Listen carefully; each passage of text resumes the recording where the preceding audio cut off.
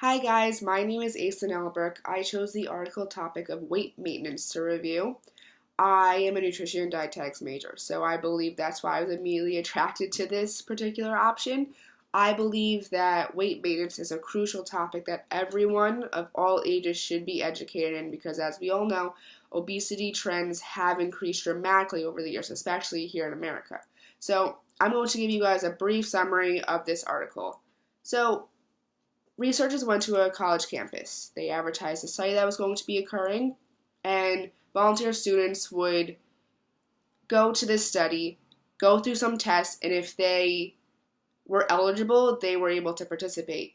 But before that, some confounding variables were excluded. So, for example, if you were in the nutrition, food, or exercise majors, you were not able to participate. I believe because researchers thought that students in those particular fields of study were educated in the fact that pairing a healthy diet and exercise would prevent weight gain.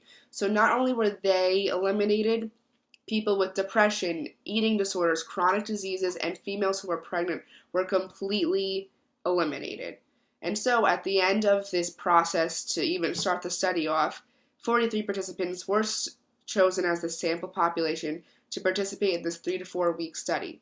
And so, over this course of time, students were asked to record everything they ate, record all of their exercise and physical activity, and to participate in some tests and surveys, questionnaires, and to participate in these group activities where a researcher would ask students questions and they would respond, and another researcher would be in the room just jotting down some notes just to compare the students. And so at the end of the study, researchers found that there was no difference between female and male participants, which would mean that sex is not a determinant of weight gain. But what they compared was the fact that males consumed a lot more energy than females, which is typical. Men are typically bigger than females, so that makes sense. But everything else was basically normal. Their fruit and vegetable intakes were the same, but much less than the recommendations. Sodium intake was about the same, but much higher than the recommendations. Their physical activity was great for what I saw. They participated in a lot of cardiorespiratory fitness. They did, however, not participate in enough. So the recommendations are usually like 60 minutes, but they participated in maybe a half hour, if at most. So besides that, they participated in a lot of sedentary activities such as sleeping, playing video games, watching TV, etc. So, like I said, they determined that sex was not a determinant of weight gain.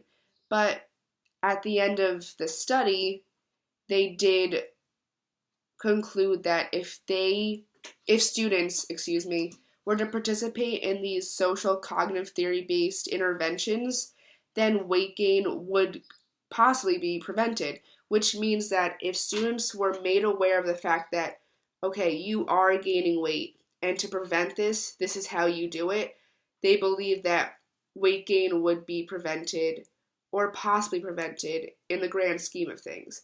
And so researchers noted that the transition from high school to college was a huge factor in weight gain. And I personally agree with that because in high school, I participated in three moderate to high intensity sports. I played soccer, basketball, and softball, and I practiced every day for at least 2.5 to 3 hours. And so my energy output was a lot bigger than my energy input, if not the same. So I didn't gain any weight at all in high school. Once I went to college, I wanted to put my studies first, and although I did go to the gym regularly and I participated in intramural soccer, I didn't gain weight, but I can tell that there was a difference in my energy balance. And so when researchers noted that, I have to completely agree with that.